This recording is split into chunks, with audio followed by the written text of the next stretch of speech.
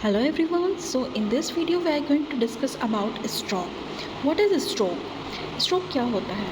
So stroke occur when blood supply to a part of brain is interrupted or reduced, causing brain cell to die.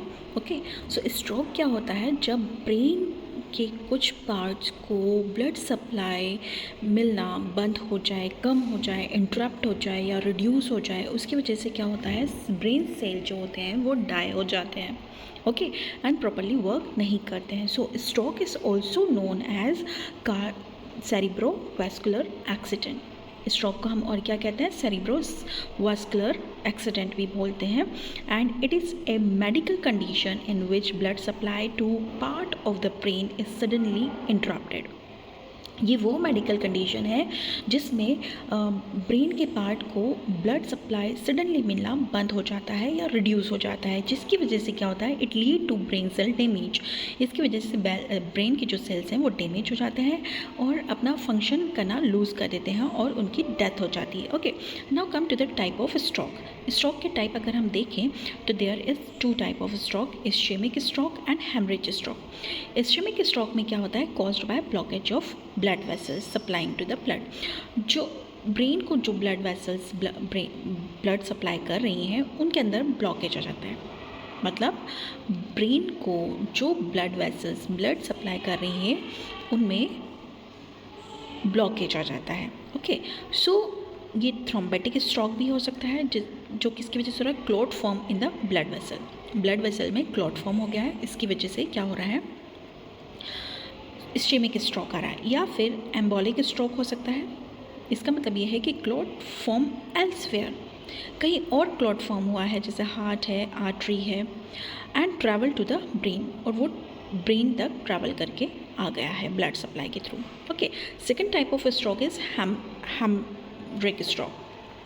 Haemorrhage जिसे हम बोलते हैं brain haemorrhage. Okay, so 13% cases में brain haemorrhagic stroke आता है. So it is caused by rupture of blood vessel. Brain में जो blood vessel blood supply कर रही है उसका रप्चर हो जाता है, वो बर्स्ट हो जाती है और उसकी वजह से it will lead to bleeding. उसकी वजह से ब्रेन में ब्लीडिंग हो जाता है.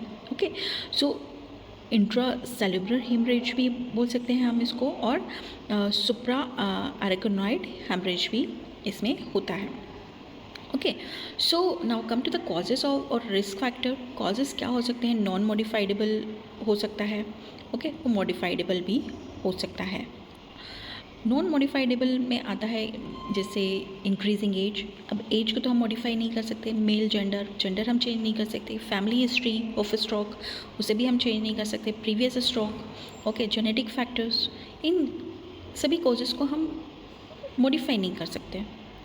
देन आते हैं मॉडिफाइडेबल कॉजेज़, जैसे हाई ब्लड प्रेशर है, मेजर कॉज है जिसे हम कंट्रोल कर सकते हैं. डायबिटीज़ है, हाई कोलेस्ट्रॉल है, स्मोकिंग है, ओबेसिटी है, अनहेल्दी डाइट्स है, फिजिकल इनएक्टिविटी है, हार्ट डिसीज़ेस हैं, अल्कोहल एक्सेस, स्ट्रेस है. इन सब को हम कंट्रोल करके इन सभी कॉजेज़ को हम कंट्रोल कर सकते हैं, मॉडिफाई कर सकते हैं.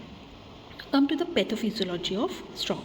पैथोफिजियोलॉजी ऑफ स्ट्रोक को अगर हम देखें तो सबसे पहले हम देखते हैं इस्केमिक स्ट्रोक को. इस्केमिक स्ट्रोक में क्या होता है, एथेरोस्क्लेरोसिस ब्लड क्लॉट होता है.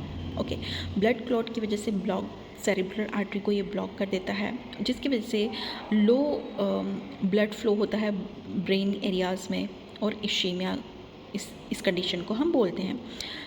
अगर ब्लड फ्लो कम होगा तो ऑक्सीजन सप्लाई भी ब्रेन को कम मिलेगा और ग्लूकोज सप्लाई भी कम मिलेगा, और उसकी वजह से फेलियर ऑफ एनर्जी प्रोडक्शन होगा एंड ब्रेन सेल इंजुरी या फिर डेथ हो जाएगा, इन्फ्रैक्शन हो जाएगा.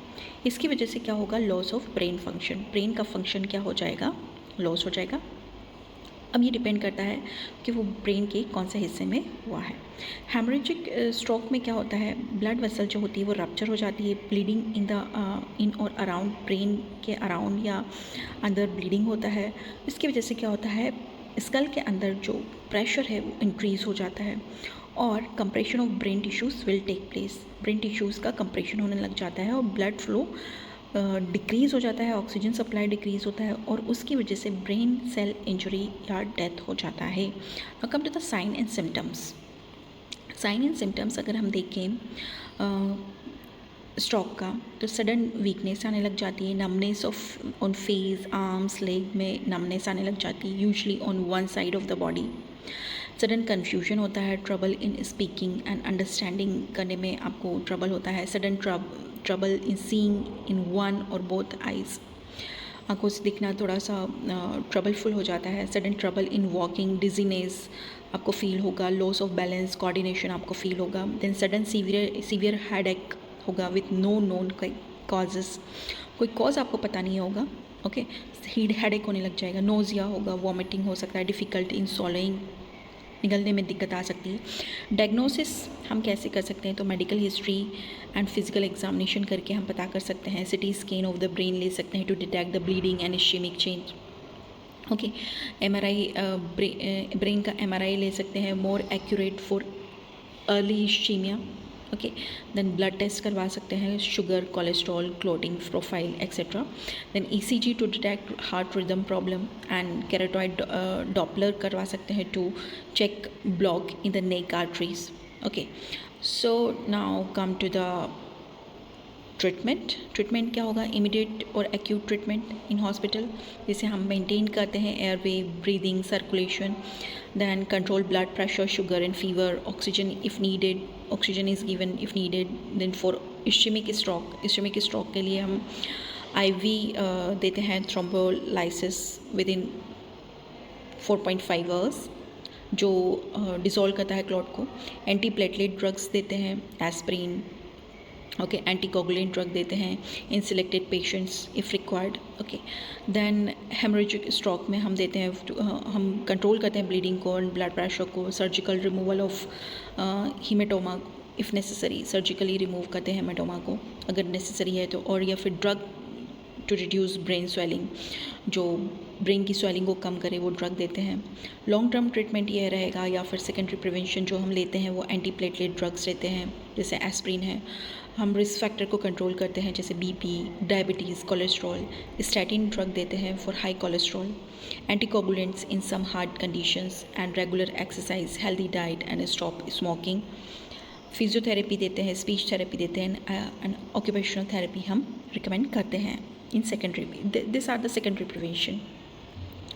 कॉम्प्लिकेशंस क्या होते हैं यहाँ पे, पैरालिसिस हो सकता है, वीकनेस आ सकता है, डिफ़िकल्टी इन स्पीकिंग, बोलने में दिक्कत आ सकती है, जो आप खाना खा रहे हैं उसको सॉलो करने में दिक्कत आ सकती है, मेमोरी एंड थिंकिंग प्रॉब्लम हो सकती है, depression and emotional changes, seizures आ सकते हैं, दैन मसल स्पैसिटी हो सकती है, प्रेशर सोर हो सकता है, रिकरेंट स्ट्रोक हो सकता है। प्रिवेंशन ये है कि control high BP, okay, then eat healthy diet, control diabetes and cholesterol, regular physical activity आपको करनी है, ओके, देन मेंटेन करना है हेल्दी वेट को, अवॉइड करना है स्मोकिंग एंड अल्कोहल को, और मैनेज करना है स्ट्रेस को, मेडिसिन रेगुलरली लेना है, ओके।